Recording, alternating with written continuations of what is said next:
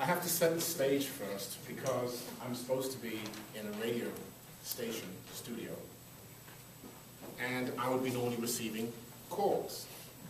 So what I would ask of fellow Toastmasters, friends and guests, is that you would provide the questions, and I am the host, the guest that's going to respond. The topic, as we mentioned, is communications. And as Steve has mentioned, I'm going to answer these questions, and the point is, it's very blind. I don't know your questions. I haven't met most of you for a while. And then I'm going to share with you in the presentation side some material. And then I believe we have 3 minutes towards the end where I actually asked, and Stephen, you're going to ask those 3 questions? Sure. Okay. No, I didn't bring them. That's okay, because Rosario has them, or I can give them to you at the bottom of my material. So, the way I'd like to do this is, we're going to have the call in, and then you're going to say, I am, and your name is? Bob. Bob from Oklahoma. Perfect. And then I'm going to respond accordingly. The questions can be anything you have, literally, about communications. So could it be, I'm trying to communicate with my husband. I'm trying to communicate with my dog. I'm trying to communicate to my manager who is very obstinate. I'm trying to find out about the issues with freedom of speech, which, by the way, is a very timely topic. On my travels away from Moorestown area Toastmasters, I have been with some other Toastmaster groups in Brooklyn and New York. One in particular comes to mind, Toastinaires. It's made up of Russian, Slavic, Chinese, Australian members. And one of the issues was in China, where they believe in Confucianism, which is a belief system which simply says, you have to believe in me, not God. But the issue is, we as Toastmasters cannot be members, citizens cannot be members. So just a point about Mike's talk. So let's start off. Here we are on radio WIIFM, which is what's in it for me. First caller, please. And we're here with our host, Steve Cole, and our guest, Ronald Allen. And who is our first caller do we have on the line? Do I hear first caller? Silence. Okay, Steve, well, we'll wait for the callers to come in. But in the meantime, let me just give you a little background on who I am. We do have a caller who's waiting, but let's quickly go to a little background. Ron, what is your expertise? Well, Steve, 20 years in mortgage banking. And what I found in communication is, it's really not the interest rate. It really isn't about the location. It's about the safety that we perceive in the person we're doing business with. What do I mean by that? I really am talking about effective communication. So if someone is coming across to us in a way and in a manner that we perceive as being questionable, it doesn't matter about credentials, and it certainly doesn't matter about the position they hold or authority that they present. So our level of communication has to be truly sincere. So let's go to our first caller. I believe it's Dottie? Yes. Dottie, where are you from? I'm from Philadelphia. Philadelphia, the city of brotherly love. How is it in Philadelphia? Cold. I understand, I understand. What's your question this evening? My question is, when I tell my husband something, it seems to go in one ear and out the other. The only thing he seems to pay attention to is when I'm speaking to someone else on the telephone.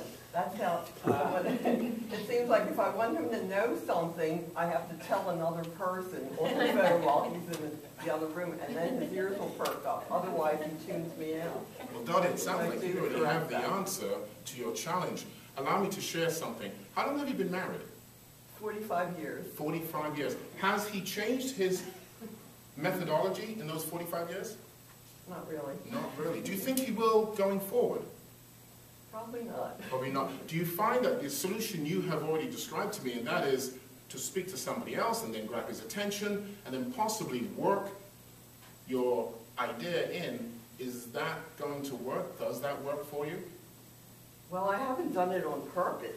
It's been, I would be speaking to someone in conversation, and then later on he would bring that item up, you know, and I said, oh, you were listening to that then, but when I tell you something, you say, you act like you never heard it before. But in the 45 years, 40 years you said, right? 45. 45 years, you've managed to coerce him into doing things through that method. Not really. Not Like really. I said, I just noticed this, you know, lately, that that's how I can, And is he open Get to information. and is he open to discussing that? he denied it.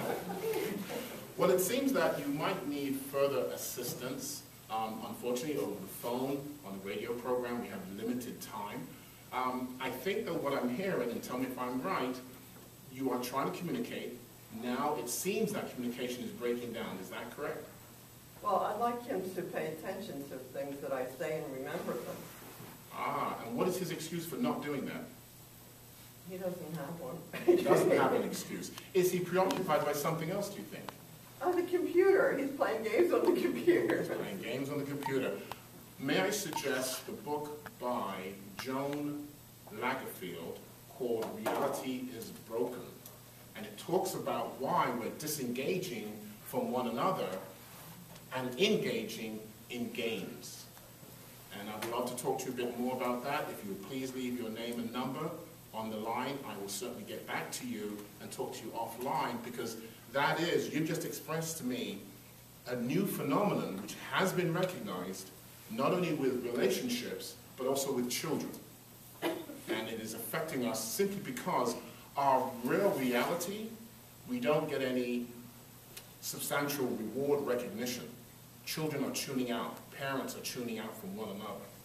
And that is a very big issue. So we do appreciate your call in, and I will get back to you on that. Thank you, Ron. Thank you very much. Nice talking to you. Okay. Now, that is a very difficult issue. And, you know, what do you do when our families tune out from one another? Do you sit down and try and coerce them back into communication? Do you make them stay at the dinner table? I can do that with my nephews and nieces, but perhaps not with my spouse. So that's a big issue. And again, I would refer to the book, Reality is Broken. It's a new study on why kids are spending just as much time in high school, in games as they are in high schools. And adults are actually spending equivalent to 6 to 7 hours a night doing games. And the psychology is very simple. It's a reward ship. When you play a game, you may lose, but you get an acknowledgement of what you've achieved and what you need to do to go back and improve.